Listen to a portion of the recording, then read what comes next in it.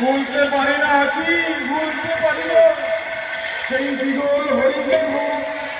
আর মিষ্টি মুখে দুষ্টু ইশারা।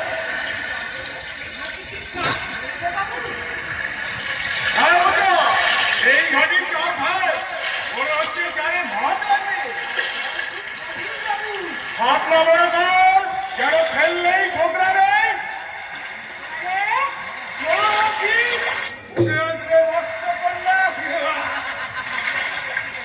বাবু একেবারে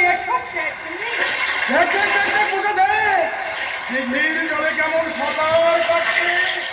একবার ডুবছে একবার উঠছে ওই মাছ তোকে ছিনে গেছে তুলতেই হবে মজা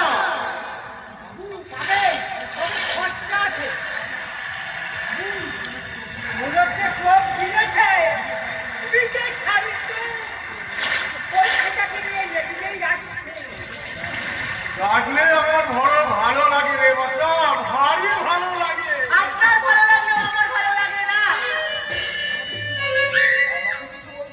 নেকা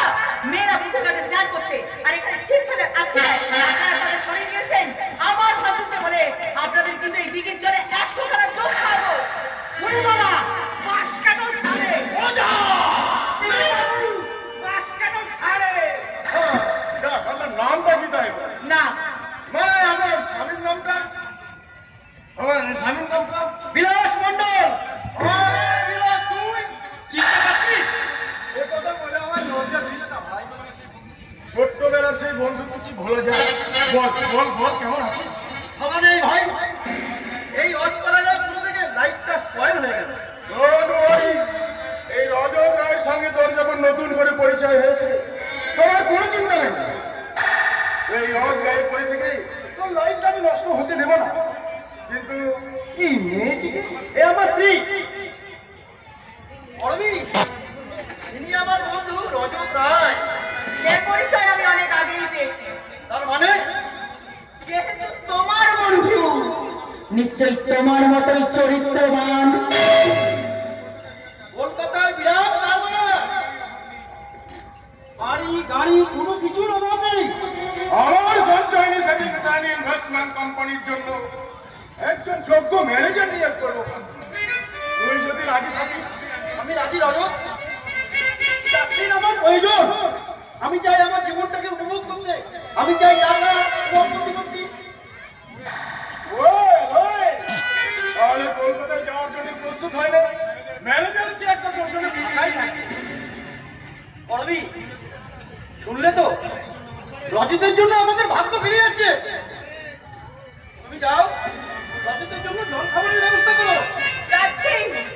তবে সজ্জন উপকারী বন্ধু বলে যাকে তুমি ঘরে ঢোকাচ্ছ সে যে কতখানি বন্ধু আর কতখানি শত্রু সে বিচার বোধহয় তুমি করতে পারলে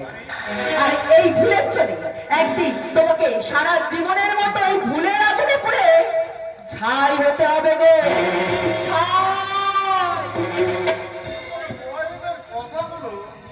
ওর কথায় তুই কিছু মনে করিস না ভাই গ্রামের অল্প শিক্ষিত মেয়ে তোদের শহরের হাই সোসাইটি আদব কায়দাও কিছুই জানে না জানতে হবে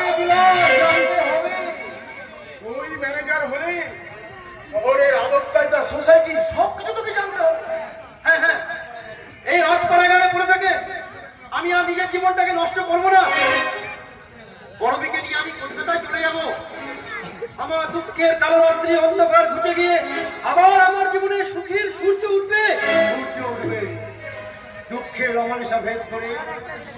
আমাদের বোন আখির আকাশে উঠবে সুখের সূর্য আবার সে হাসবে আবার সে গাইবে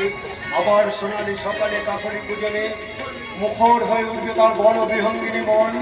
কিন্তু কিন্তু তার জন্য চাই অনেক টাকা তাই